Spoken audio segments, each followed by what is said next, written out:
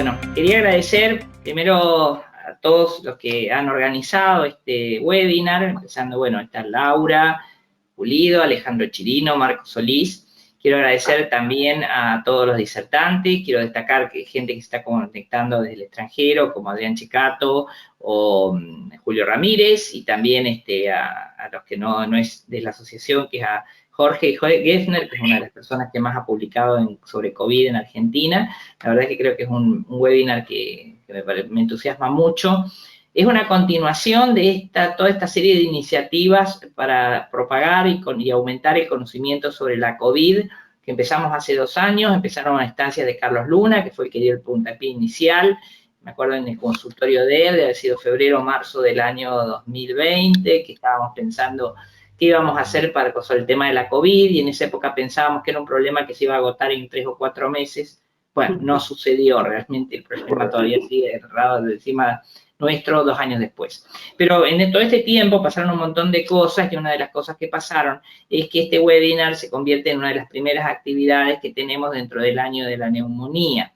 La Asociación Argentina de Medicina Respiratoria ha dedicado el año 2022 para aumentar el conocimiento, concientizar a la población, tratar de mejorar el diagnóstico y el tratamiento de la neumonía y de todas las enfermedades, de la infección respiratoria baja en general.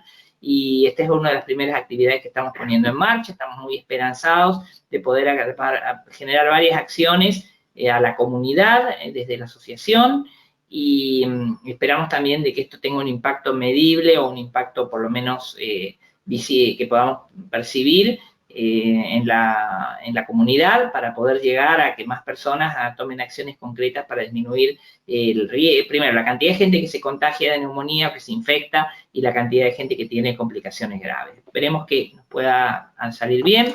Y bueno, no quiero estirarme más y dejarlos ya en compañía de los coordinadores de la actividad para empezar.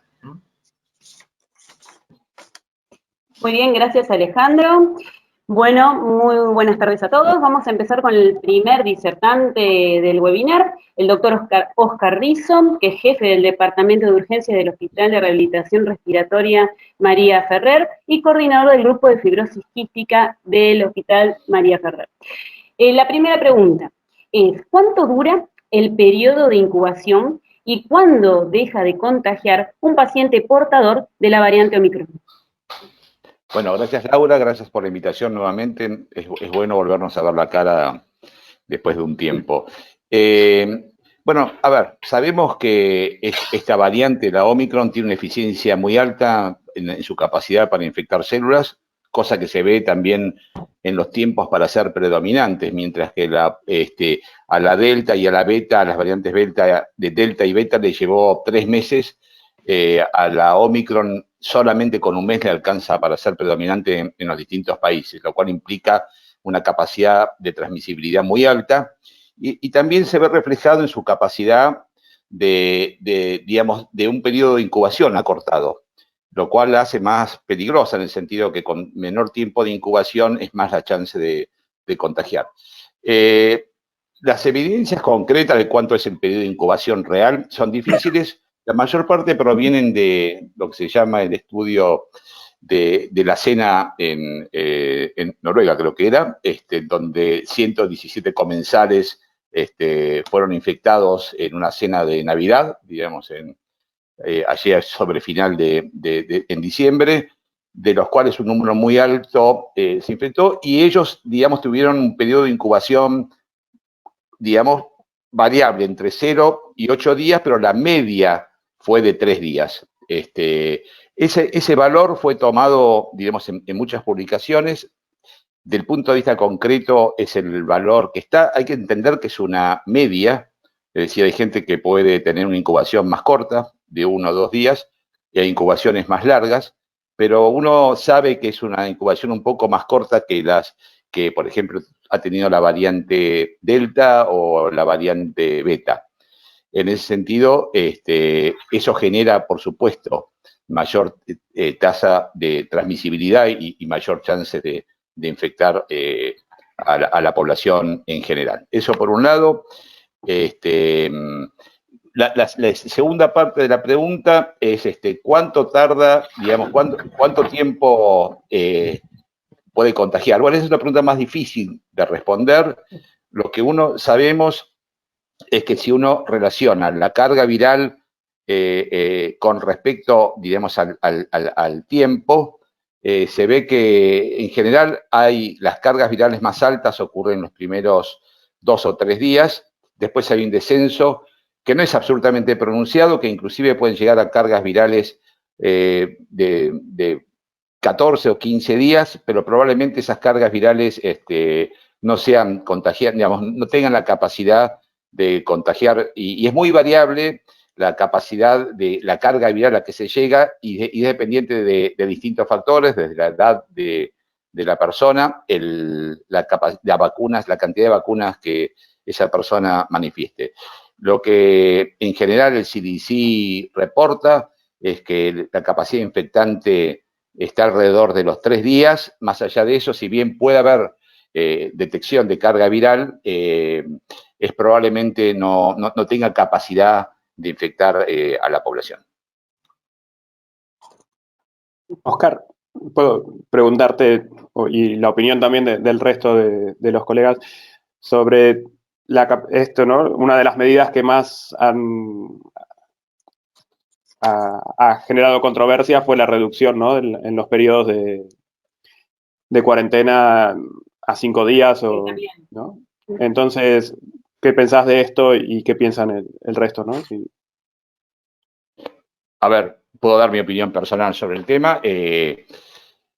Digamos, está tomado sobre datos que son provisorios, o sea que uno no es difícil saberlo desde el punto de vista de la investigación, cuántos son los días de contagio. La realidad es que esta variante, en el momento en que se generó con un porcentaje de personas vacunadas relativamente elevado, yo diría que es probable, no sé si hay datos que quizás Julio pueda tener más frescos, en 5 días seguramente no va a tener capacidad de contagio. Pero me parece que todavía es un poco prematuro afirmarlo con total seguridad. No conozco trabajos que hayan demostrado fehacientemente esta situación. Mi pregunta era un poco, ¿no? Pensando en que esta cepa es la que ha generado mayor tasas de contagio, ¿no? Entonces, bueno, si puede ser debido a esta medida también que haya contribuido o no, más allá de... Yo creo que la tasa de contagio que tenga la cepa en sí. Sí, yo creo que la tasa de contagio de esta variante digamos, tiene factores intrínsecos de las mutaciones que esta variante presenta, que la hace mucho más eficiente para contagiar. Inclusive su capacidad de invadir el tracto aéreo superior es más alta que las otras variantes y a su vez es más baja para invadir el tracto respiratorio inferior que las otras variantes.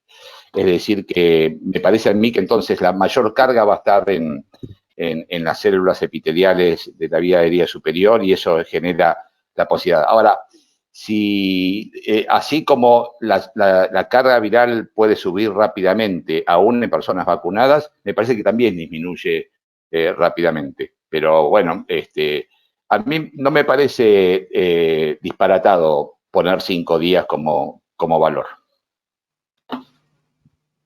Igualmente también se habló mucho de la influencia, no solo lo que es de carga viral y todo lo demás, sino también la parte social. Hubo mucho inclusión en temas social y económico, también en disminuir esto, no sé qué opinan ustedes, pero se habló mucho por una cuestión ya económica, de que no se podía volver a tanta cantidad de días. Pero bueno, eso los dejo a ustedes. Julio, ¿querías decir algo? No, justamente lo que dijo Laura, yo creo que es una combinación de factores. Así como vos decís, Oscar, que el periodo de incubación es un rango y hay una media, también el periodo de carga viral después también es un rango y hay una media. Yo diría que a mí, eso es una cuestión personal, yo diría que cuando dijimos 10 días, para mí era demasiado, 10 días. Pero al comienzo, como no sabíamos, era cuestión de, bueno, ya que estamos, lo estiramos. Y te acordás que teníamos todos los pacientes que seguíamos con el PCR y daban positivo, y los seguimos mandando a la casa. Tuvimos enfermeras por 2 o 3 meses en la casa porque porque el PCR le sigue dando positivo. Entonces, de ese extremo, que estuvo dentro de las cosas que hicimos mal fue eso, ¿sí? Ver que si una PCR positiva, eras contagioso, te mando a la casa. Y teníamos gente que no trabajaba nunca y nos necesitábamos. O sea que yo creo que es un poco lo que pasa con los otros virus respiratorios, ¿no? Uno contagia más que nada el día antes de los síntomas, o sea, 24 horas antes de estar sintomático es el contagio más grande, empiezan los síntomas, empieza la respuesta inmunológica y uno empieza a disminuir. Yo creo que 5 días es un poco lo que hacemos con todos los virus, que esto es algo. O sea que no lo veo tan mal. Me parece que lo que dice Adrián, que lo que quiso implicar de que por la disminución de 5 días le dimos chance al Omicron, que me parece que eso es como demasiado. Yo eso no lo pensé. Yo creo que 5 días estamos bien. Es lo que me parece que es lo que corresponde, sobre todo con lo que dijo Oscar, con un poquito de datos que el Omicron es distinto al Delta. Ale, Chirino.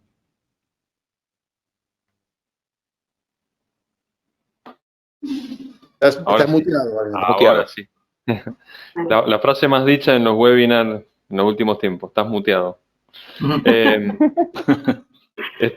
Bueno, una de las cosas que siempre que nos preguntamos desde el principio, si bien vimos que las vacunas eran altamente efectivas por suerte, es bueno, ¿cuánto dura la inmunidad y la protección que nos ofrecen las vacunas contra las distintas variantes? Y bueno, para eso un poco vamos a presentar a Adrián Checato, que ya estuvo hablando, pero ahora lo vamos a presentar formalmente, nuestro compañero que ahora vive en Barcelona y que trabaja en el Instituto de Investigaciones Biomédicas y que además es el director del Departamento de Infecciones Pulmonares de la ALAT. Así que para Adrián, lo que queríamos, bueno, consultar era justamente eso. ¿Hasta cuándo vamos a seguir vacunando? ¿Hay que ponerse dosis todos los años? ¿Hay que ponerse dosis cada 6 meses? ¿Cómo ves eso? ¿Cómo seguiría el esquema de vacunación según tu mirada? Y bueno, sobre todo eso, ¿cuánto tiempo nos protege la vacunación? ¿Cuánto dura el efecto de los anticuerpos contra el COVID? A ver qué nos puedes hablar con respecto a eso.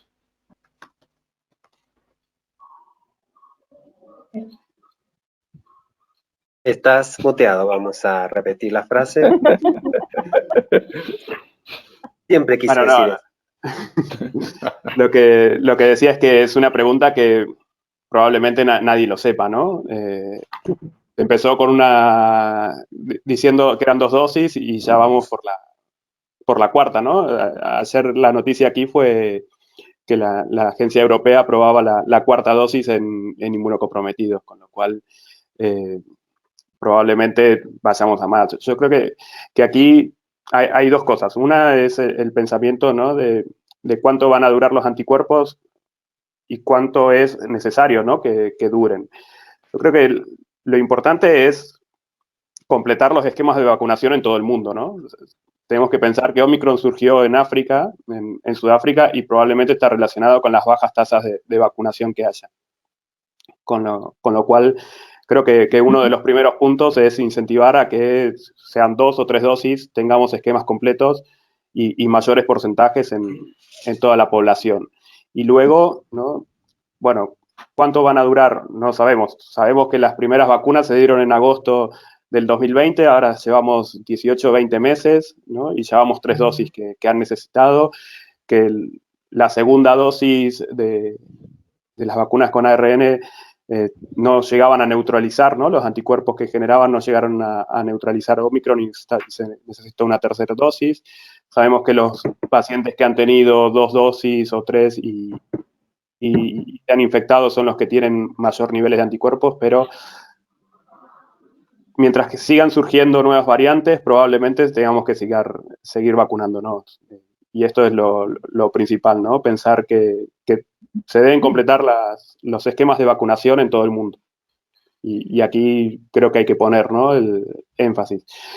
Lo otro que va también con la segunda pregunta que tenía y que creo que es importante aquí, es que las agencias regulatorias tienen que empezar a aportar datos, ¿no? Sobre las eficacias en la vida real de las vacunas, que esto es algo que también, si bien ya hay estudios, ¿no? Las agencias regulatorias con estos approval que se dieron a las vacunas que fueron provisorios, tienen que evaluar, ¿no? La eficacia real en la vida real de las vacunas y poder con esto tener mejores datos.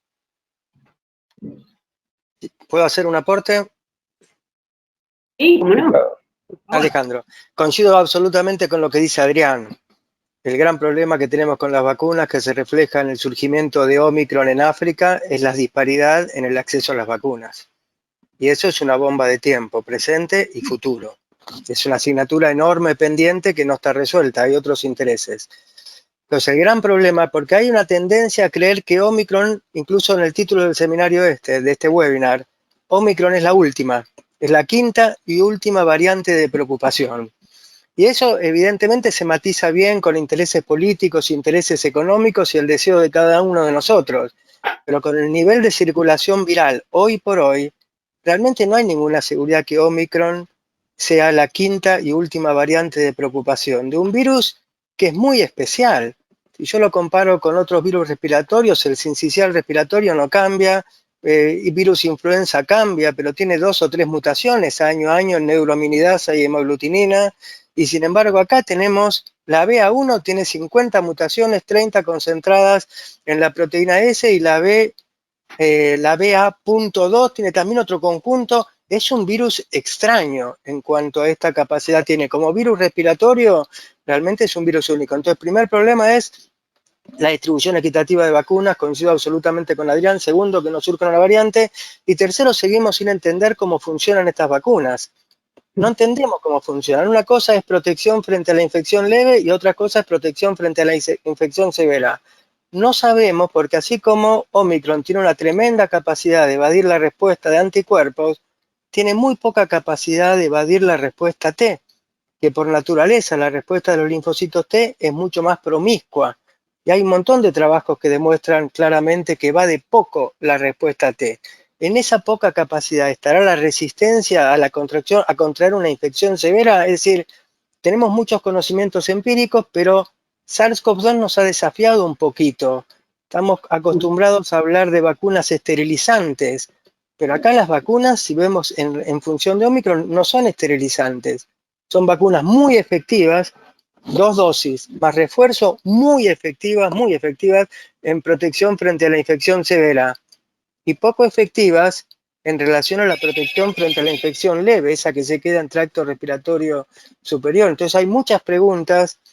Nosotros estamos acostumbrados siempre a hablar de certezas.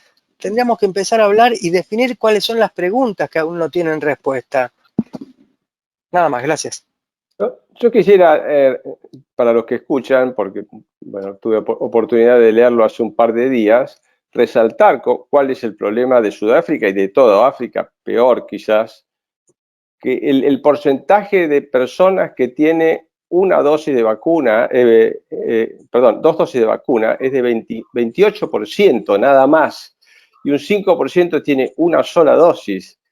Argentina tienen 76% y 11%, 2 dosis y una dosis. Por ejemplo, digo, España, Italia, tienen más todavía, de manera que ese es un problema claramente que ha facilitado la aparición de mutantes en países como Sudáfrica, ¿no? Claramente es eso el problema más grave que facilita la aparición de nuevas cepas.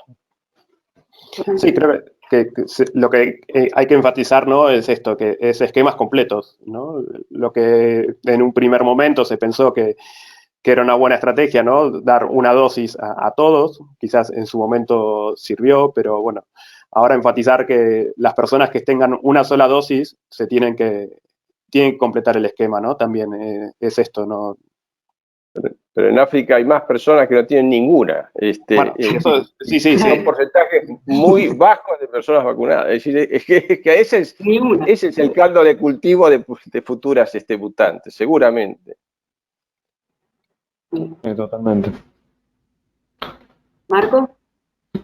Bien, vamos a continuar con este tema también y hablando de vacunas.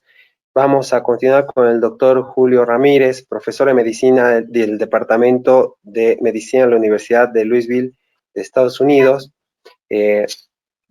Doctor, Una pregunta, lo que estamos viendo mucho ahora también son personas que han cursado la enfermedad, que ya han pasado el COVID tal vez más de 1, 2, hasta 3 veces, que igual han recibido una dosis completa de vacuna más el booster. ¿Qué posibilidades cree usted que este grupo de pacientes tengan la enfermedad asintomática y de esta manera también puedan seguir siendo transmisores de la misma enfermedad? Esta pregunta, o sea, me parece que ya un poquito se ha contestado en el hecho de que cuando Jorge dice que las vacunas de COVID en realidad no son vacunas que previenen COVID, sino que son vacunas que previenen el COVID severo. Es uno de los problemas que tenemos con estas vacunas. No son vacunas que van a prevenir la enfermedad. O sea, entonces, lo que estamos viendo ahora, por lo menos en países donde hay dos grupos de gente vacunada y no vacunada, estamos viendo dos pandemias. La pandemia del vacunado y la pandemia del no vacunado. Entonces, y en realidad, para ver si el COVID es más virulento, no tendríamos que estar, todavía tenemos los no vacunados, pero en los vacunados, evidentemente, es decir, hay muchos más asintomáticos. También es otro problema que con COVID nunca supimos de un primer momento cuántos pacientes asintomáticos, porque eso es difícil de manejar, pero ahora entre los vacunados hay mucha más gente que es asintomática o gente que tiene los síntomas de un resfrío común. O sea que evidentemente la vacuna no está preveniendo la transmisión del virus como pensábamos en un primer momento. Bien. Sí, totalmente. Y quería encadenar esta pregunta también con una situación de no sé si a usted le parece que las vacunas, un poco lo que decía Oscar hace un momento, disminuye el tiempo también de infección, ¿no? Porque a veces los controles que se van haciendo, especialmente con antígeno, por una cuestión económica, terminan siendo con mucho menor tiempo de positividad. A los 5, 8 días ya terminan siendo negativos los pacientes vacunados. No, yo creo que sí, la carga viral es una infección más leve. Sí, estoy de acuerdo. Una pregunta para Julio, ¿puede ser? Sí, ¿cómo no? Adelante, adelante. Julio, una pregunta de la experiencia en Estados Unidos.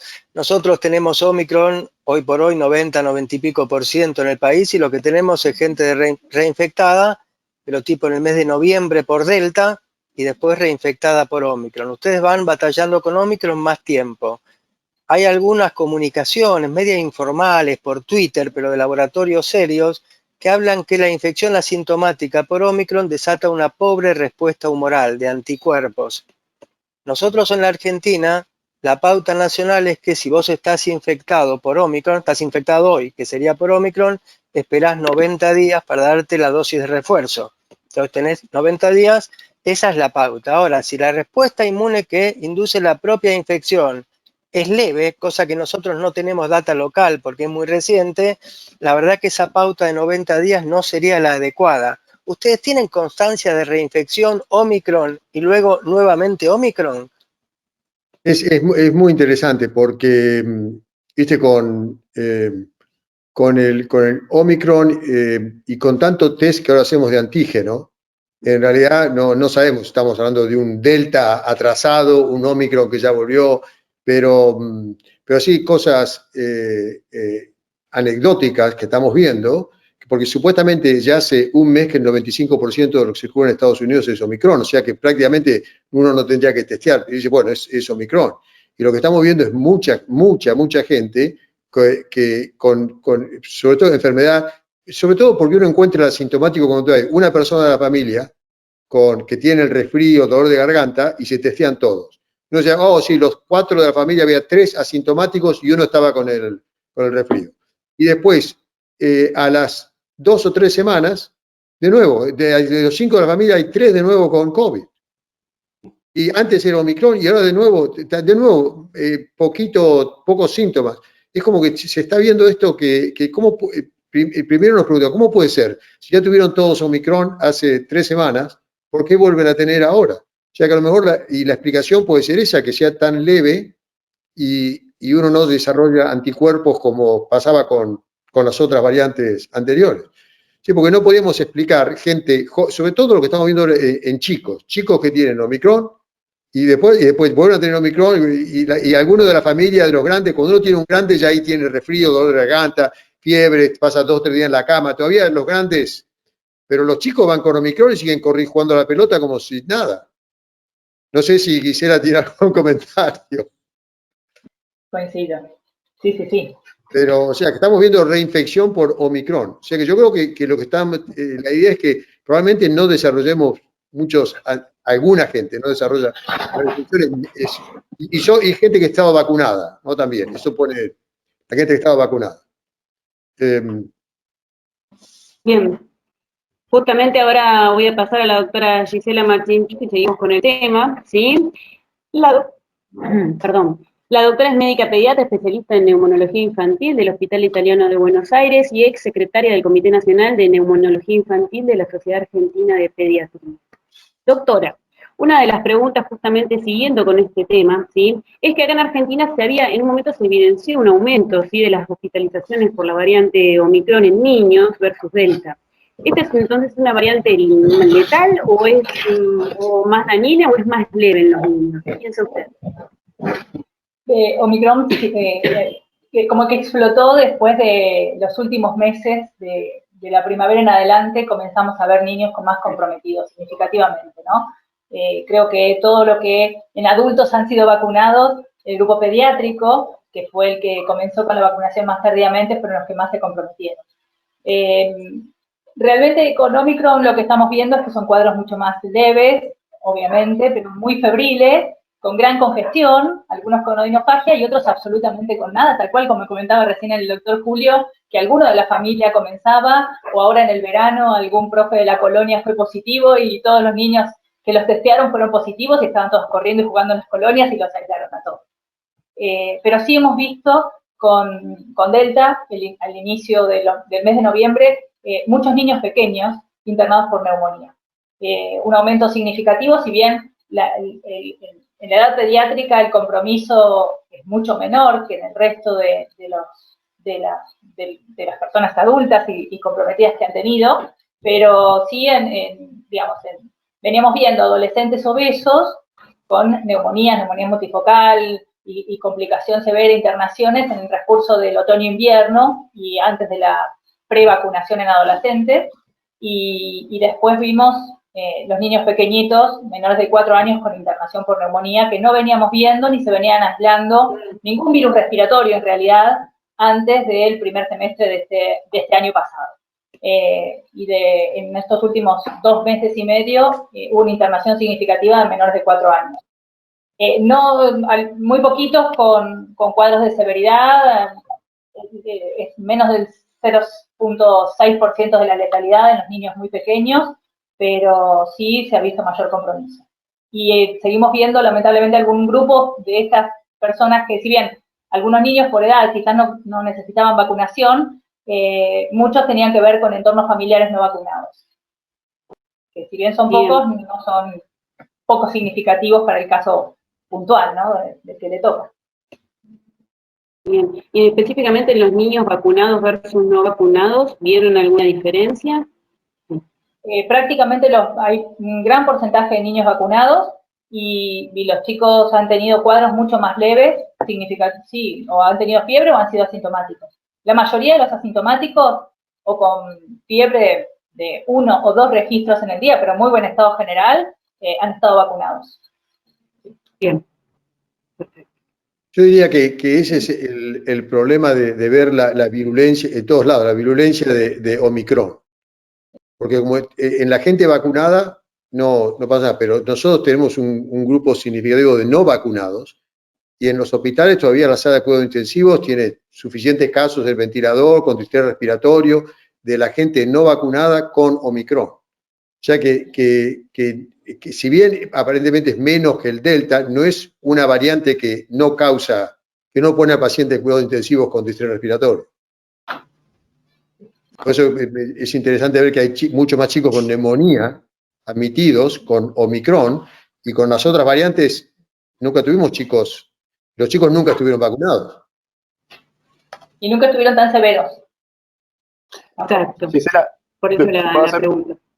una pregunta en base a esto, un poco como padre también, ¿no? Aprovechando. ¿No? Aquí estamos en pleno... Claro. Aquí, ¿no? Las clases, estamos en pleno curso escolar y, claro, imagínate el brote de Omicron con el chat de padres arde. Entonces, bueno, una de las preguntas es, ¿no? ¿Qué pensás de cuando empiece el colegio? ¿Qué es lo que se debe hacer, ¿no? En cuanto a las cuarentenas y esto, porque, claro, cuando hay un número significativo, ¿no? Esto es...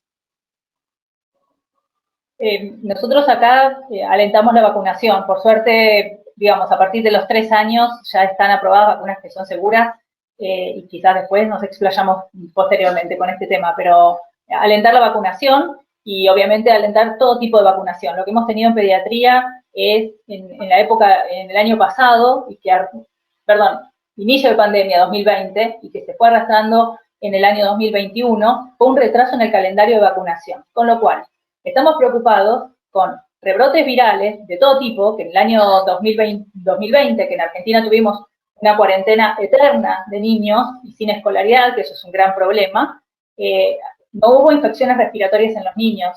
Y desde que comenzó el curso escolar rutinario en estos últimos, que fue tardío, y en el último semestre del 2021, los niños se enfermaron muchísimo. Hubo coinfección de sincicial, de parainfluenza, de influenza poquito, pero parainfluenza, rino, metaneumo, Omicron, que coincidió en la última etapa de escolaridad y hubo mucho ausentismo estando en una etapa primavera-verano.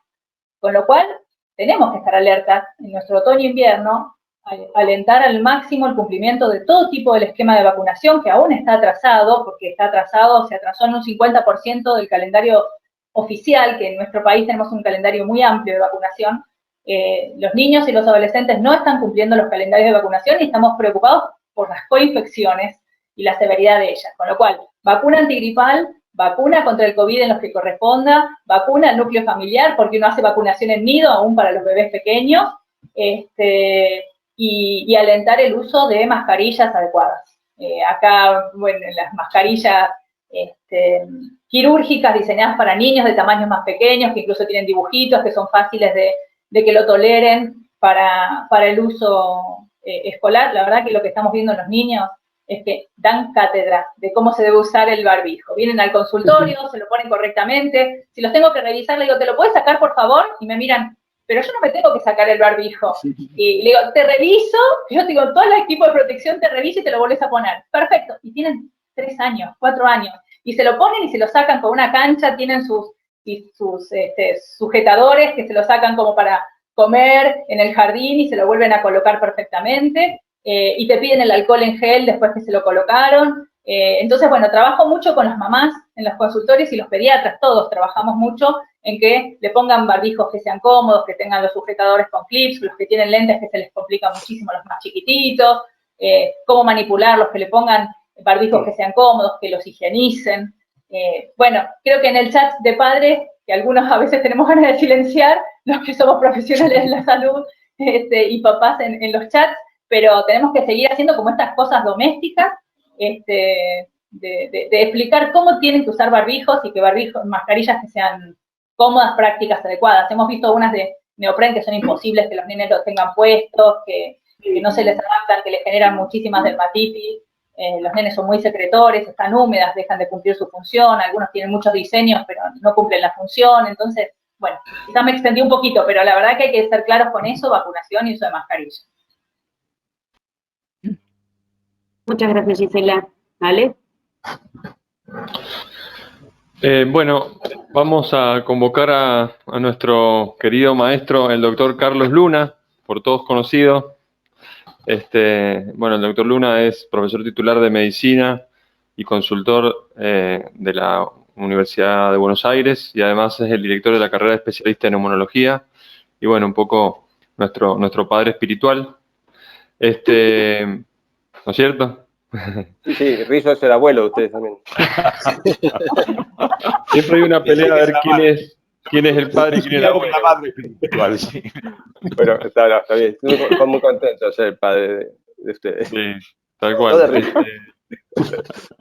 Bueno, y lo que teníamos para preguntarle, Doc, es ¿qué conducta le parece que es mandatoria en una persona que es contacto estrecho, asintomático y que tiene el esquema de vacunación completo, 2 dosis más refuerzo? Bueno, antes que nada quería aprovechar, pero se me voy a olvidar, lo que dijo recién la doctora Gisela, que no hubo infecciones respiratorias en niños. Después me gustaría que por ahí, que Julio que está y que Adrián, que está en el hemisferio norte, nos cuente qué ha pasado también allá en la temporada, por lo menos en 2001, y la temporada de influenza que tienen ahora, a ver cómo es. Pero realmente eso se vio, en el hemisferio sur se vio en un estudio que se hizo en Santiago de Chile, en Sudáfrica y en Australia al mismo tiempo, donde directamente ni existió la curva de gripe, cuando todos los años tenían una curva más o menos parecida. Así que esto evidentemente con otros virus que son más comunes en los chicos, entonces eso para después en todos casos. Pero bueno, quiero contestar la pregunta de esta persona, ¿no? Una persona asintomática que tiene 3 dosis de vacuna, que hace más de 14 días que se dio la tercera dosis y que tiene un contacto estrecho. Bueno, este es un ejemplo típico de una persona que no debe hacer aislamiento, que tiene que ver con todas estas cosas que estamos aprendiendo. Diferentes son las recomendaciones del Ministerio de Salud de la Argentina, que también se han actualizado, y desde el CDC creo que dice directamente son 5 días usando el barbijo, y nada más, no hay aislamiento. Es una persona que no necesita aislamiento, que necesita estar atento a ver si tiene síntomas y que tiene que, evitar tener contactos sociales, utilizar el barbijo y evitar el contacto con personas de riesgo también. Pero fuera de eso, es una persona que, de aquellas que tiene poco riesgo. Y esto también viene a colación con esto que parece, bueno, que uno está dejando de lado cosas más importantes, pero evidentemente con la virulencia que tiene Omicron, vemos que uno va al banco y resulta que el banco está cerrado porque hay tal cantidad de enfermos y contactos estrechos que el banco no puede funcionar, y uno va al consultorio y, en fin, pasa absolutamente lo mismo en todos los ámbitos. Y en realidad la mayor parte de los casos son situaciones en las cuales después no se produce ningún contagio y demás. De manera que eso está bien que se actualice. Posiblemente, como algunos dijeron, en algunos casos pueda ser insuficiente. A mí me parece que está bien y que lo que ocurre ahora con Omicron no es debido a esto, como creo que Laura sugirió, o alguien de eso que podría ser, sino que más bien es por la virulencia que tiene en esta ocasión esta variante. Daría un poco la impresión, como comentaba también Julio, que si bien el título del webinar es si esta es la última ola, en realidad podríamos pensar que en los vacunados puede ser así. Podría ser que existan dos epidemias a partir de ahora y que en las personas que estén con vacunación completa, bueno, realmente pueda ir todo pareciéndose más a un cuadro gripal habitual de vía aérea superior y que podamos actuar en consecuencia con eso. ¿Qué les parece a ustedes? A mí lo que me parece que lo que hace pensar que es la última ola es cuando uno conoce 14 personas que fueron a un cumpleaños de adultos, que no era una fiesta, una orgía, lo que fuera, sino que era una cosa normal, y sin embargo de esos 14 a la semana 6 estaban enfermos sintomáticos y otros 2 por lo menos, bueno, no se investigaron o no conocí los resultados o se les dio negativo el hisopado, pero eso da la sensación, esto da la sensación que por lo menos de lo que hemos visto hasta ahora, lo que más se parece a ir camino a la famosa inmunidad de rebaño, que no sé si va a ocurrir, pero digamos, esto es lo que me parece a mí. Yo creo que esto va encadenado con el hecho de que yo creo que sí que hay 2 pandemias, o por lo menos hay 2 estrategias para tratar a la pandemia actual. Digamos, una es los que son pacientes no vacunados, que para mí se están comportando en forma muy parecida a lo que teníamos en las primeras olas de de la pandemia. Si son pacientes con neumonías bilaterales extensas, muchos de ellos terminan en terapia intensiva, y eso, es decir, cuando uno mira la tomografía computada de esos pacientes, tienen un déjà vu de lo que habíamos visto en el año 2020 y 2021. Ahora, cuando vemos el compromiso en los vacunados, es totalmente distinto. Digamos, muy pocos infiltrados, algunos apenas, algunos infiltrados, o ninguno, digamos, mucho compromiso de la vida superior. O sea que claramente, y esto viene a una pregunta que después surgirá, me parece que deberíamos hacer una división de la estrategia en el manejo de estos pacientes, porque ha cambiado la pandemia en ese sentido. El problema de predecir el futuro, que ya lo sabemos con influenza, con cualquier virus, pero sobre todo, como dijo Jorge, con este virus que es tan distinto, el problema es que si el virus no cambia, podemos predecir el futuro. Que sería, como dice Carlos, el futuro es una endemia con este virus transformándose en otro de los coronavirus, que tenemos 4 coronavirus que andan dando vuelta, y este sería un SARS-CoV-2, sería otro coronavirus que nos da respiratorio superior, y todos tenemos algún caso de neumonía de la comunidad con los otros coronavirus, y eso sería si el virus no cambia. El problema es que si el virus cambia, este virus puede ser como una influenza, que sigue matando gente todos los años, podría ser peor que la influenza, que nos mate más que todos los años con la influenza, y si el virus cambia completamente, porque esa también es la otra variante, si el virus cambia completamente, porque todavía estamos manejando el SARS-CoV-2 del 2019, no como la gente dice, algunos dicen, bueno, si el virus cambia completamente, y podemos tener un SARS-CoV-22, no SARS-CoV-19, y podemos tener una pandemia nueva. En 6 meses podemos estar un virus que ninguna de las vacunas funciona, y es un virus que evolucionó y arrancamos de nuevo. Todo el mundo adentro, todo el mundo se muere, porque nadie tiene anticuerpos. O sea que lo interesante de esto es que como el virus cambia, porque esto, de nuevo, es como decía, esto no es un respiratorio incisional virus, una influenza que le cuesta cambiar. Este cambia. O sea que si cambia la proteína Spike completamente, empezamos con la pandemia de nuevo. Muy interesante. Eso es un poco también cuando hablamos de las vacunas. Cuando hablamos de las vacunas, es decir, ¿por cuánto tiempo me dura la vacuna? Bueno, cuando hablamos de eso era con el virus original. La vacuna me duraba 6 meses, 7 meses. Pero si el virus cambia completamente, yo no le puedo echar la culpa, la vacuna no funciona, ¿no? Porque la vacuna la hice para otro virus. Yo tengo un virus nuevo, la vacuna no funciona, pero no es la culpa de la vacuna. Es la culpa. O sea que todo esto es una cosa que se mueve de acuerdo a cómo el virus. Y este virus evoluciona de una manera totalmente imprevista bueno, yo lo paro ahí, hay otras cosas para seguir hablando, pero lo paro. Una cosa que quería comentar, ¿no? Es que Oscar y Carlos, también Julio, comentaban, ¿no? De esto de que se bifurcan y tener 2 pandemias, ¿no? Una vacunados y otra no vacunados. Pero bueno, también hay que, por lo menos la experiencia que he tenido estos últimos 2 meses en la UCI, ¿no? Es que si bien es cierto que hay un 60-70% de no vacunados que ingresan, hay un 30-40% que están vacunados con esquemas completos, ¿no? Y esto, claro, son pacientes, algunos que por edad, otros que por comorbilidades, otros que por comorbilidades muy comunes como la diabetes, ¿no?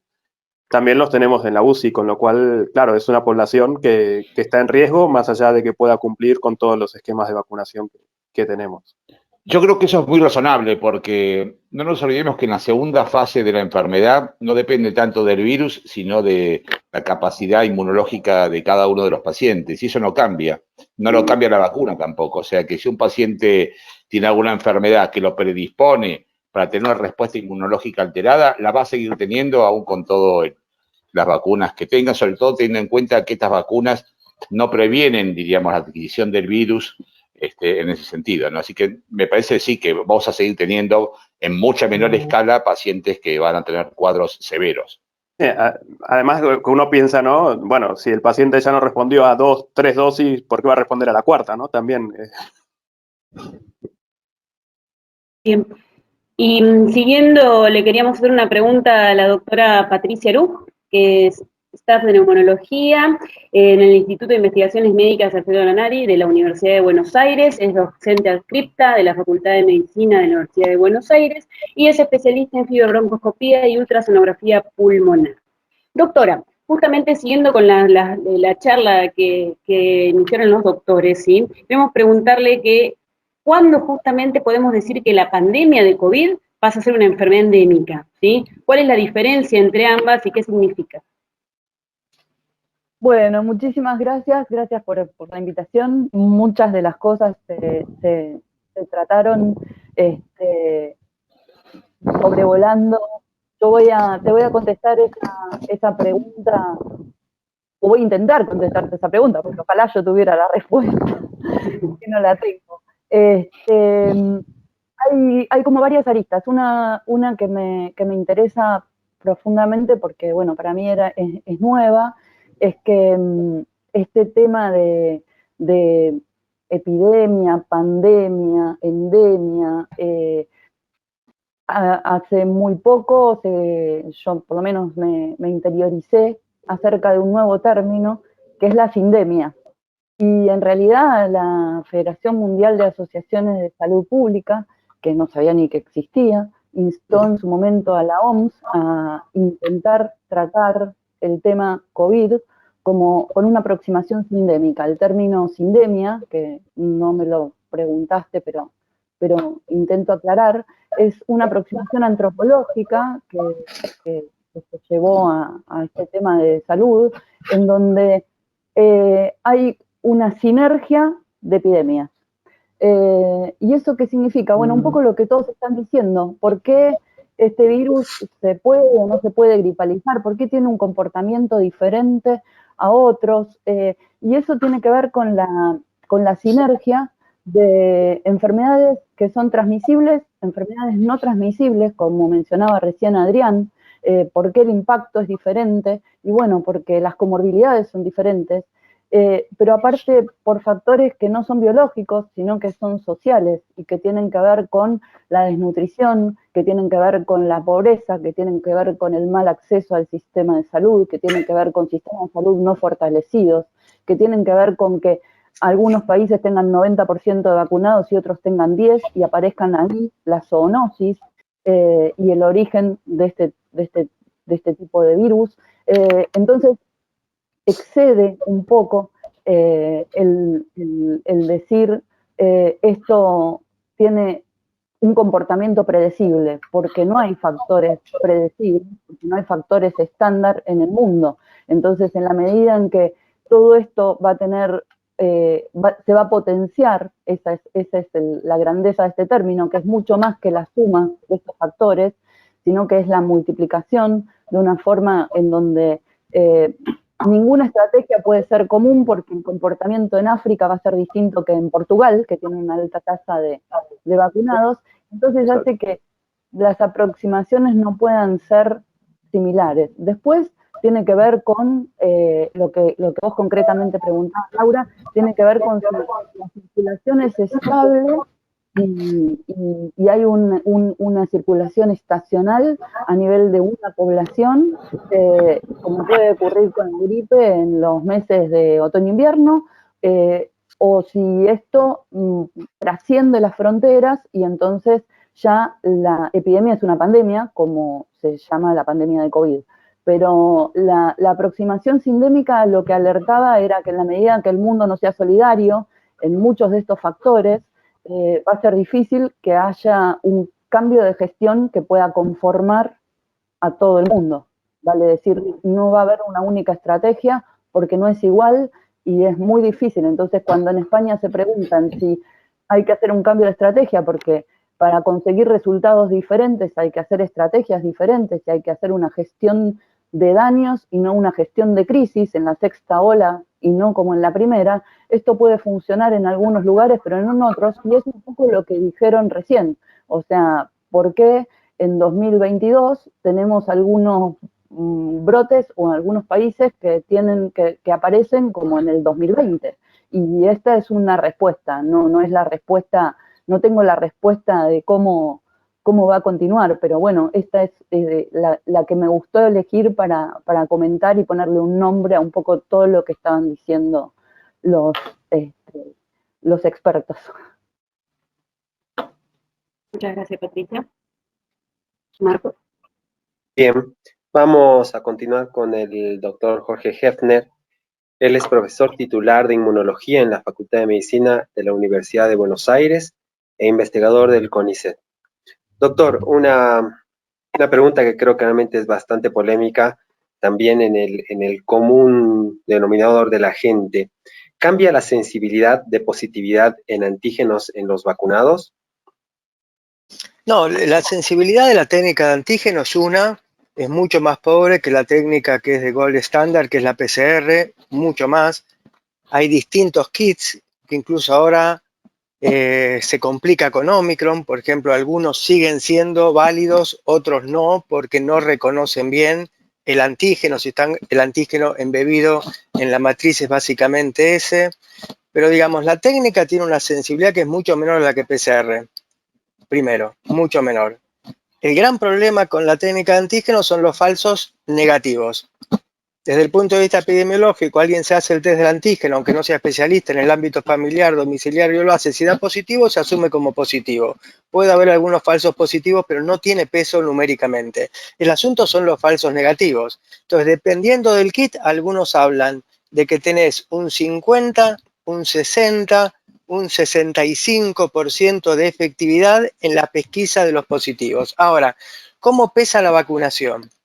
El individuo vacunado, si se infecta más allá de la técnica del antígeno, la dinámica de la carga viral, esto está hecho básicamente con Delta y las variantes anteriores, todavía sabemos poco de Omicron, varía. Es decir, una persona vacunada se infecta con Delta y entonces tiene una carga viral que puede ser alta durante 48 horas y luego baja en forma abrupta. Si no está vacunada, no baja en 48 horas, sino puede estar 4 o 5 días. Entonces, no es un problema de la técnica del antígeno, sino de la dinámica de la carga viral. Digamos, uno no sabe, no tenemos datos en relación a esto en función de Omicron, pero posiblemente pase lo mismo también. Es decir, que la carga viral en el vacunado baje en forma más abrupta en aquel que está vacunado frente al que no está vacunado. Entonces no es un problema de sensibilidad de la técnica. Yo creo que es una técnica útil. Útil en la medida que uno asume que el positivo es positivo. Y en cuanto al negativo, bueno, no lo puede asumir claramente como un negativo y ese es el área gris de las técnicas de antígeno, que yo igual creo que es positivo. En un escenario donde tenemos muy baja capacidad de testeo, en la Argentina, que se hace una asignatura pendiente, más allá del diagnóstico por criterio clínico y epidemiológico, yo creo que la incorporación del test de antígeno no es la solución, pero es una ayuda. Creo que es una herramienta positiva. Perfecto. Jorge, ¿puedo hacer una pregunta? Era básicamente sobre su opinión de la utilidad de los test de antígenos en asintomáticos y en como pruebas de screening masivo, ¿no? O sea que esto, si la sensibilidad es alrededor de un 60-70%, cuando la hacemos en asintomáticos es todavía un poquito menor, ¿no? Así es. Pero bueno, como decías, es la herramienta, ¿no?, más sencilla que tenemos, lleva poco coste, poco recurso humano y se puede hacer uno en la casa, ¿no? Pero es un poquito más bajo. Sí, no, además lo que vos planteás es totalmente cierto. En los asintomáticos no llega al 60%, es mucho menor. El problema del testeo, que hay una discusión en la cual hay que sacarle todo contenido ideológico, como cualquier discusión médica y científica, que tendríamos que desideologizarla absolutamente, es, por ejemplo, ahora en el escenario del retorno a las clases, ¿sí? Gisela por ahí nos puede dar una mano. ¿Cómo vamos a distinguir los chicos que se aíslan, las clases que levantamos, si no tenemos capacidad de testeo? Se hace complicado, empieza a circular influenza en otoño. Si nosotros no tenemos hoy, pero fíjense, Hace 3 semanas estábamos hablando de un límite de testeo de 200.000. Ahora últimamente estamos hablando de 50.000 o 60.000 testeos. ¿Cómo afrontamos el problema del inicio de las clases? Donde va a haber, lo hubo en España, Adrián, lo hubo en España, lo hubo en Alemania, un aumento de contagios. Entonces, ¿qué es lo que se levanta? ¿Con qué criterio levantamos? Es un asunto que complica. No sé, Gisela, que vos estás más en el tema, ¿qué opinás? Va a ser muy complejo porque también ahora, como por nexo epidemiológico, hay chicos que no los testean, padres que tampoco quieren testearlos más, nenes que han tenido fiebre y que los hisopados son algunos procedimientos traumáticos dependiendo de quién ha sido el operador, y hay niños que han tenido 5, 6, 7 hisopados nasales y que lo ven a uno con barbijo y gritan, lloran y huyen, y los padres dicen, bueno, nos aislamos unos días, vemos, tiene fiebre hoy, mañana, después le cuento al pediatra, no digo nada, espero, si no el trabajo. Entonces hay una cuestión también en un entorno sociológico más allá de poder hacer un seguimiento epidemiológico real. Va a ser complejo, pero bueno, esperemos que prime un poquito más el criterio de no hacer un cierre obsesivo y prolongado como hemos tenido en los años previos, ¿no? Que funcione más este grupo de burbuja, de contacto estrecho, de pacientes significativamente sintomáticos, evaluando quiénes están vacunados, quiénes no, qué factores de riesgo tienen los grupitos de compañeritos que asisten en el grupito. Creo que va a haber que hacer algo bastante más meticuloso y seguir alentando la vacunación. Sigo con eso, porque me parece prioritario. Y justo en ese sentido teníamos una pregunta preparada para el doctor Risso, que es justamente esa. Doctor, ¿usted qué piensa? ¿Es necesario continuar haciendo hisopados masivos en personas sintomáticas sin factores de riesgo? Ahí. Yo creo que en la Argentina tenemos una gran dificultad que ya Jorge ha manifestado, y es que tenemos un techo de la capacidad de testeo, diríamos que no es excesivamente alto, comparado con otros países de Europa y demás, en donde la capacidad de testeo es mucho mayor. Eso nos hace que ese techo, diríamos, nos marque en el día a día límites. Y los límites no solo están impuestos por la capacidad de testeo en lo que se refiere a al procesamiento de las muestras, sino también en la recolección de las muestras. Hemos visto que en estos últimos tiempos, por ejemplo, en las unidades de febriles, entre los profesionales que han estado infectados, más los profesionales de vacaciones, la capacidad de testeo ha sido enormemente alterada y la gente tiene que hacer colas de 4 o 5 horas, 6 horas y aún más, no solamente en unidades febriles, sino también en guardias de sanatorios privados. Eso hace que mucha gente desista de testearse, por un lado. Por otro lado, los pacientes, los que son oligosintomáticos, no están muy propensos a testearse porque a veces implican situaciones complejas.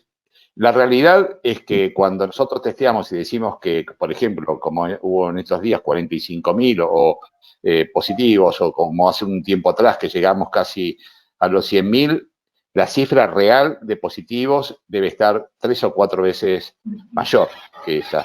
Entonces, o más. Podemos poner cualquier cifra y cualquier cifra puede ser cierta. Con lo cual, la pregunta es, ¿tiene sentido testear? Si tener un número, ¿ese número qué implica? Si tener 45.000 positivos, digamos, con una tasa de positividad del 50% en el testeo, lo cual implica que hay mucha gente que está escapando de ese testeo. ¿Qué implica realmente? ¿Estamos teniendo un número real? No, yo creo que nos conformamos con un número que es ese, pero que está muy lejos de la realidad cotidiana. Entonces, la pregunta es, en una enfermedad que en este sentido, es decir, tenemos 2 pandemias, o por lo menos tenemos 2 formas diferentes de ver, el paciente inmunosuprimido o el paciente con enfermedades crónicas severas, y ahí sumamos los pacientes que no están vacunados eventualmente.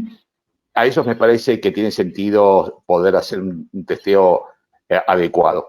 En cambio, el gran porcentaje de pacientes que se testean en esta fase de esta ola en Argentina, la cuarta, sexta en Europa o como quieran llamarla, es realmente, no aporta demasiado ni al manejo del paciente ni al número real de casos que tenemos epidemiológicos. Yo creo que en algún momento, no sé si es el momento actual, vamos a tener que replantearnos la situación de solamente testear a los pacientes que no están vacunados, a los pacientes que tienen mayores de 65 años.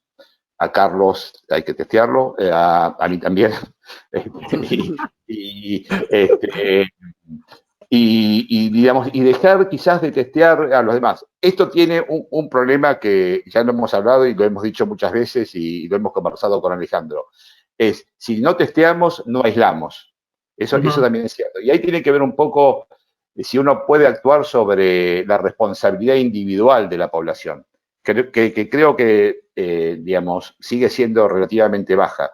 Pero esa capacidad, diríamos, implica que podamos en algún momento usar mejor los recursos que tenemos. Porque inclusive, a ver, yo recuerdo, y para terminar esto, en la UFU, en la primera, digamos, en el 20 y en el 21, muchas veces, es decir, a los pacientes se los veía en forma sumamente completa. Se los saturaba, se tomaban los síntomas, se los revisaba. En este momento, cuando tenemos 300 pacientes esperando en la puerta de las unidades de febriles, lo que se hace prioritariamente es hisopar. Y es muy poco lo que se controla del punto de vista clínico. Entonces, se ha transformado la unidad de febriles muchas veces por necesidades en digamos, solamente un centro de hisopados que no cumple con los requerimientos de lo que debería ser en condiciones reales y, digamos, como manejo de esos pacientes. Yo quería, bueno, no sé si puedo preguntar y dar mi opinión en cuanto a esto, pero bueno, o sea, es algo que lo hemos discutido con Oscar y yo creo que, bueno, va en contra de lo que opinas, ¿no? Yo creo que aquí lo que se debe hacer es no dejar de testear y quizás lo que hay que hacer es optimizar el recurso, ¿no? Que eso, ahí me parece que está el punto débil.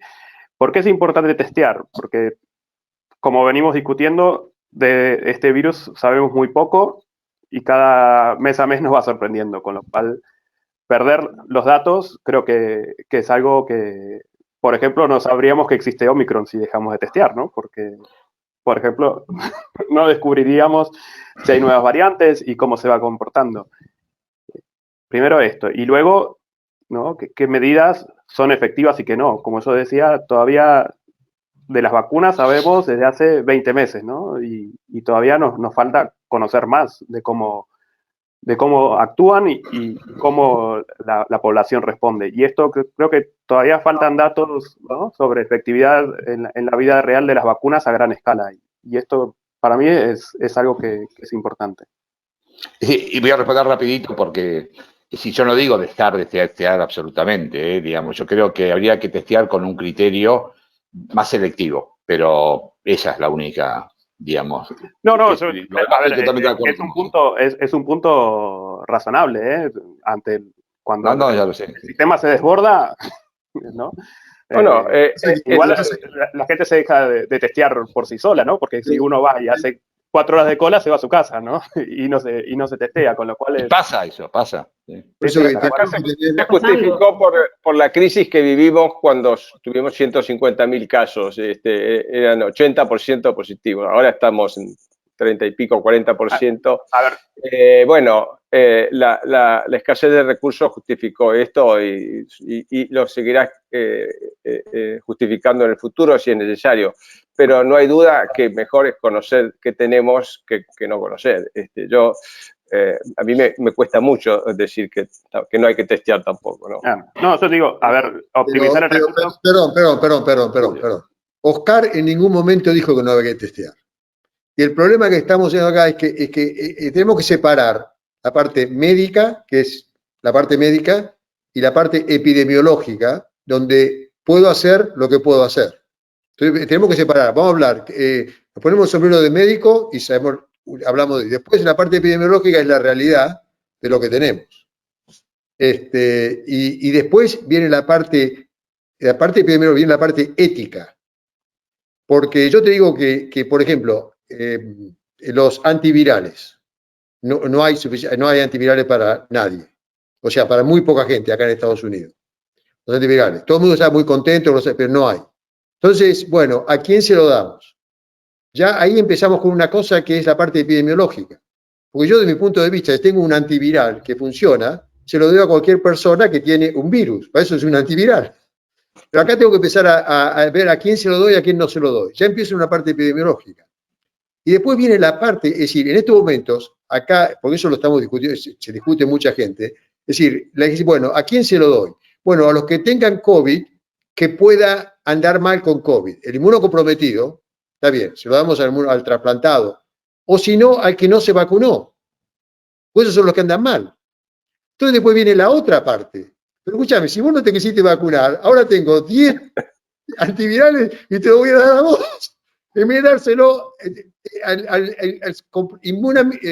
inmunocomprometido severo, pues tiene cáncer, quimioterapia, es severo. Pero el otro que está inmunocomprometido nada más, no tengo, pues yo tengo que dar a que no se vacunó.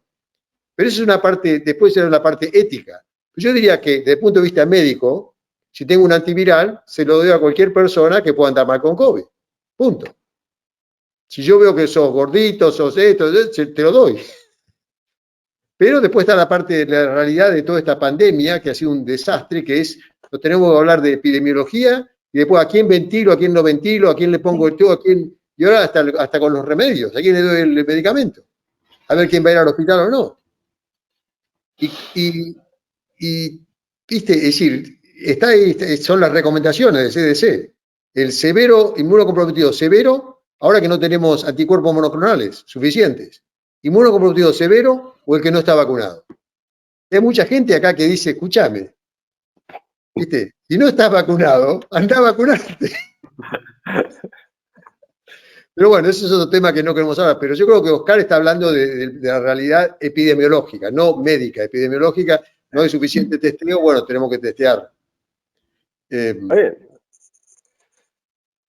No, creo que lo importante es optimizar el recurso, ¿no? Probablemente PCR haya que hacer al 10%, ¿no? De todos los testeos que se hagan sean PCR y el resto hacer antígenos. Y para eso yo creo que uno tiene que hacer un webinar con epidemiólogos y ver la parte, ¿no?, económica que pasa en el país sí. Volviendo al tema de los testeos y volviendo al tema de los antígenos, también ningún antígeno viral es muy bueno. Sabíamos esto con influenza, es un antígeno. Tiene que tener mucha carga. Pero nosotros seguimos, es decir, yendo al hospital, estamos en un grupo de investigación, somos 30, 40, estamos en reuniones con la máscara, pero nosotros ya hace tiempo que todo el mundo con la máscara decidimos evitar el café en las reuniones. Porque todo el mundo va a la reunión con la máscara y el café, y todo el mundo el café toma. Y como ahora yo tengo un montón de gente joven que yo sé que van a estar todos asintomáticos, y yo soy el que me voy a morir. Entonces, no hay más café en la reunión. En el break vas a tu lugar y tomás café. Todo el mundo con la máscara no se la saca. Y nosotros hacemos el antígeno 2 veces por semana a todo el grupo. O sea, por supuesto, no es lo ideal, pero por lo menos tengo algo. Y si hay alguno dando vuelta con mucha carga, por lo menos y estamos contentos de que cada 2 semanas hay uno en el grupo con COVID. Ahora todo el mundo tiene COVID. Pero ese que viene el COVID, porque tiene el nene en la casa, porque tiene los chicos, porque tiene los amigos, pero no hemos tenido COVID en el grupo, porque nosotros, pienso que la mayoría de nosotros hemos ido yendo al hospital con el grupo todos estos años, y yo el hecho de seguir invicto con COVID es un poco porque uno hace esto, la máscara, el antígeno, y tratar de hacer lo que uno puede, lo que uno tiene a mano. Quizás pequeños contagios inmunizan un poquito más. Curioso que los colegas han tenido mucho COVID a principios de la pandemia y ahora no se escucha tanto, aunque de tanto en tanto tenemos alguna noticia, ¿no? Pero yo creo que tiene mucho que ver el uso, ¿no? El uso correcto del EPI, ¿no? los equipos de protección. Sí, claramente hemos aprendido muchísimo con todas las innovaciones que se han dado este tiempo. Tenemos otra pregunta para la doctora Aruj. ¿Qué piensa sobre el término o el proceso de la gripalización del COVID y si la vacuna va a terminar siendo anual? Creo que esta pregunta también tiene un contexto, como veníamos hablando, en dos aspectos, ¿no? Una cuestión médica, que realmente puede ser anual, mundial, y también económica y social. O sea, ¿estamos preparados en el mundo para hacer una nueva vacuna mundial que pueda ser con una cobertura tal vez hasta semestral? O sea, creo que tiene dos puntos muy importantes, ¿no? Bueno, gracias Marco por esa pregunta, porque los expertos estaban con posiciones algo encontradas y a mí me permite por ahí dar un poquito la mía con esta oportunidad que me das. Por ahora y en general se estaba haciendo en el mundo, digamos, se abordó el COVID con una estrategia de vigilancia universal, o sea, se notificaban todos los casos de infección activa, se hacía una detección precoz, vigilancia, control de COVID, se establecieron los criterios de casos sospechosos, se realizaba la prueba diagnóstica, ya sea PCR o antígeno en forma sistemática, se declara obligatoriamente, y eso se reporta y se informa. Ya en España, por eso un poco para lo que por ahí nos puede aclarar también un poco, Adrián, en España se empezó a hablar de que, y extrapolando el sistema a lo que ocurrió en la gripe, ya en 1904 creo, se cuestionó posteriormente y se hizo una revisión sistemática de si esto había sido útil en la pandemia de la gripe, y se empezó a acuñar el término en España de la gripalización del COVID, así como también se habló de la covidización de la gripe, pero la gripalización del COVID, ¿qué implicaba? Era, bueno, tratar de pasar de esta vigilancia universal a una vigilancia centinela, y eso es un poco lo que, con el bemol que les contaba antes del tema de la aproximación sindémica, en que no se puede decir a todos los tratamos como una vigilancia centinela, sí, porque no todos son iguales, por esto que decíamos de que hay mucho impacto de factores biológicos y sociales, pero ¿qué implica una vigilancia centinela? Bueno, pues implica gestionar de manera diferente, o sea, tener en cuenta los casos graves internados, tener en cuenta los pacientes con comorbilidades, hacer lo que hacemos con una muestra y la extrapolamos a una población, exactamente igual, o sea, establecer criterios tanto para el comportamiento biológico del virus en las personas, en los grupos de personas, con comorbilidades, vacunados, no vacunados, con pauta completa, no completa, en los distintos países, inmunocomprometidos, no inmunocomprometidos, y el comportamiento del virus. O sea, esto se hace para la gripe. No podemos decir que hoy el COVID se comporte como la gripe porque no tiene un comportamiento predecible ni estacional, lo que estamos viendo, pero sí hay ciertos países, como dije, y por ahí España es uno de ellos, que tienen un sistema de salud fortalecido y una pauta, mucha parte de la población con vacunación completa. Entonces, por ahí no todos pueden absorber el gasto de recursos de decir, adoptamos una estrategia universal, y sí hacer algo parecido a lo que decía, se toma una muestra representativa de estas distintas poblaciones y se extrapola al conjunto.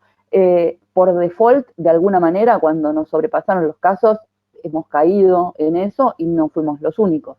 Esto fue lo que se llamó gripalización del COVID. Respecto de la segunda pregunta que haces del tema de la vacunación, me encantaría poder decirte si esto pudiera ser así, pero sabemos que por lo menos se sabe que el COVID vino por lo pronto para quedarse, que se espera que en algún momento pueda llegar a haber una vacuna universal, o por lo menos se pretendería.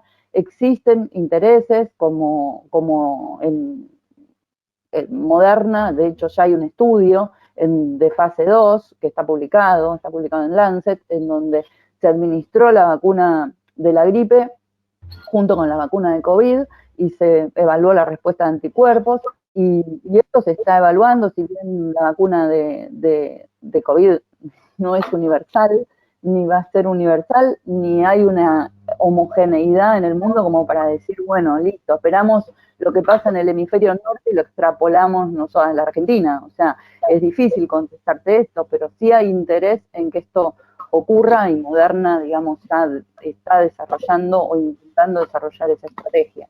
Eso es lo que por ahí yo te puedo contestar, y seguramente va a haber otras opiniones u otras experiencias. Muy bien, muchísimas gracias, Patricia. Sí, tomando un poco lo que comentaba Patricia, ¿no? Comentar lo que ocurrió aquí, un poco cuando se dijo esto, ¿no? De que se iba a tratar el COVID como la gripe, fue en las primeras semanas de diciembre, y fue más una intención de... Creo que llegó a las noticias porque lo dijo el presidente de aquí, y creo que fue algo más político que basado en hechos, ¿no? O sea, hasta hace una semana teníamos el 80-90% de la UCI llena, 3-4 plantas de COVID. Claramente no es la gripe, ¿no? O sea, claro, yo creo que hay una sola cuestión.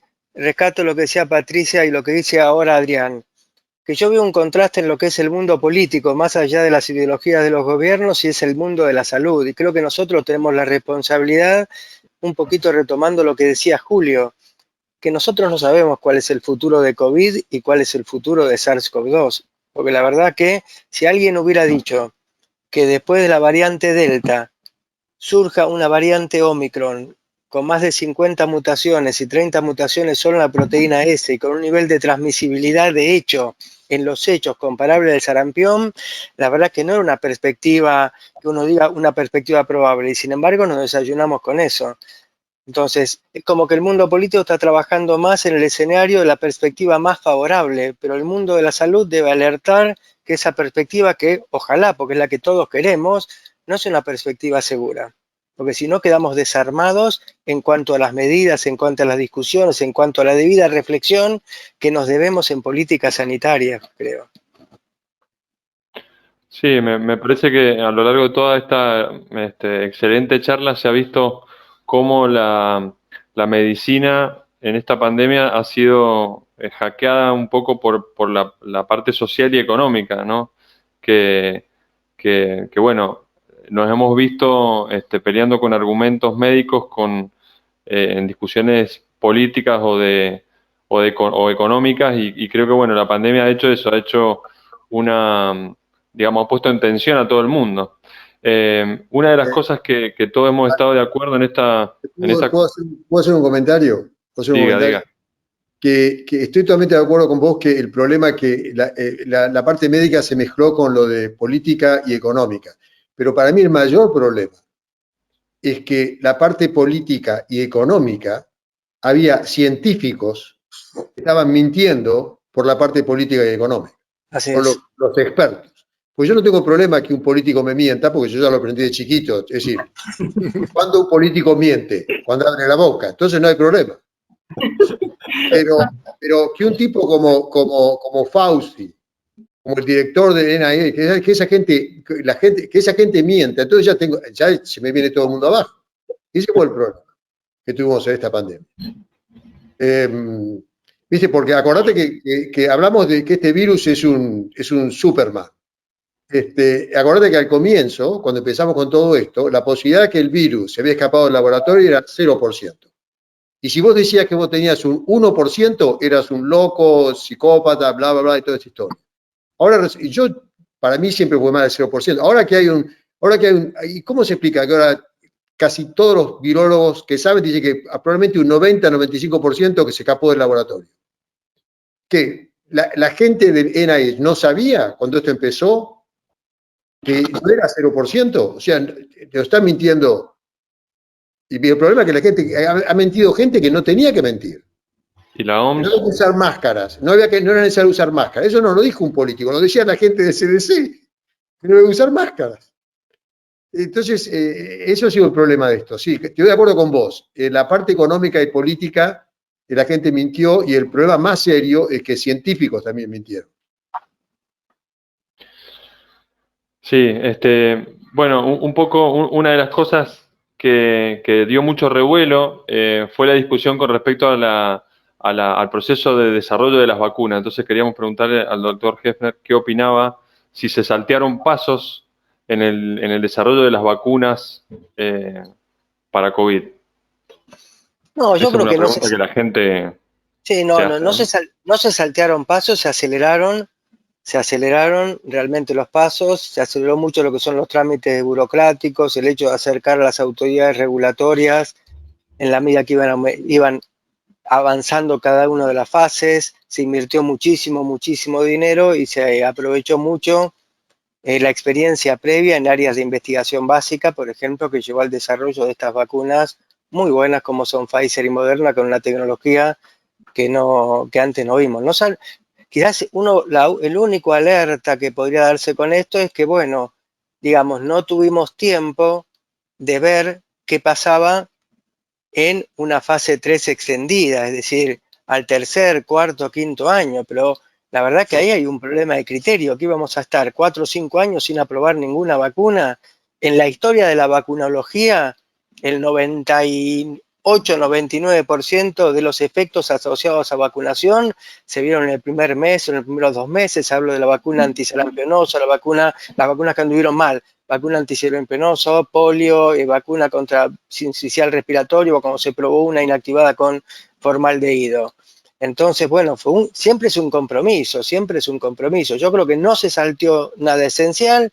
Y fíjense que hasta que surgieron las variantes en todos los que son estudios de fase 4 de efectividad, corroboraron los estudios de fase 3. Sí que yo creo que se trabajó seriamente en ese sentido. Y bueno, después existen efectos, y bueno, ahora se habla de que con algunas vacunas hay una pequeñísima incidencia, no solamente de efectos trombóticos con vacunas adenovirus, sino también de síndrome de Guillain-Barré, pero estamos hablando de nada que podría obstaculizar el hecho de afirmar que las vacunas son seguras. La verdad que las vacunas son muy seguras, muy efectivas en términos generales, muy efectivas, menos efectivas en prevención de la infección leve en la medida que este virus empezó a cambiar más allá de lo que uno quería, pero no se salteó nada de lo significativo. Yo creo que eso es importante, aseverar ese punto. Perfecto. Marco. Y vamos por cuestiones de tiempo, vamos a hacer la última pregunta, ¿sí? A la doctora Gisela Martinchuk, que esta pregunta fue muy hecha por madres, ¿sí? ¿Es segura la lactancia luego de aplicarse la vacunación contra COVID? ¿El bebé recibe los anticuerpos de la madre? Sí, por supuesto. En toda persona gestante se indica la vacunación en cualquier época, en cualquier trimestre, porque digamos, uno empieza la historia desde el embarazo y lo que sí se ha visto es que la mujer embarazada, si bien no tiene más chances de infectarse, tiene más chances de que lo curse más severamente. Entonces, como hablábamos también de la distribución de las vacunas y demás, la Organización Mundial de la Salud y la Panamericana de la Salud también informan alto índice de mortalidad en todo el año 2021 en las mujeres embarazadas, por falta de vacunación y por falta de controles, ¿no?, durante el embarazo. Pero se vio que, por ejemplo, en Centroamérica, sin irnos a Sudáfrica, hay bajo nivel de vacunación. 10% en Venezuela, en Colombia, en México, en Haití el 1%, digamos. Entonces ahí, durante años que se trató de bregar por la vacunación en las mujeres embarazadas, evitar la muerte, en ella y en los niños, la verdad que hubo un alto índice de fallecimientos, con lo cual la vacuna se vio que es totalmente segura. Cualquiera de las plataformas de las vacunas son seguras para administrarse en el embarazo. En Argentina se administran cualquier tipo de ellas. Por supuesto que en el último trimestre del embarazo hay pasaje transplacentario hacia el bebé y se vieron anticuerpos en el cordón. Sí, no se sabe cuánto tiempo perduran en esos bebés. Eso se desconoce, en realidad no se estuvo haciendo pesquisa, pero sí no se ha visto que, al menos de los niños que hemos internado, bebés pequeños, hemos tenido algunos bebés pequeños internados por síndromes febriles, como todo lactante que hay que estudiarlo por síndrome febril, hay que hacerle punción lumbar y demás en neonatos en el primer mes de vida, y ahí se aisló que tenían COVID positivo, por ejemplo, y la madre había sido vacunada en esta última incidencia de Omicron. Pero no, la verdad que se prevalece a que se vacune, digamos, es totalmente seguro. La mujer embarazada, la mujer lactante, tiene que vacunarse. Perfecto, muchas gracias. Alejandro. Bueno, ya estaríamos para redondear, ¿no? Entonces, bueno, un poco primero agradecerles a todos los disertantes, realmente creo que fue una cosa muy buena.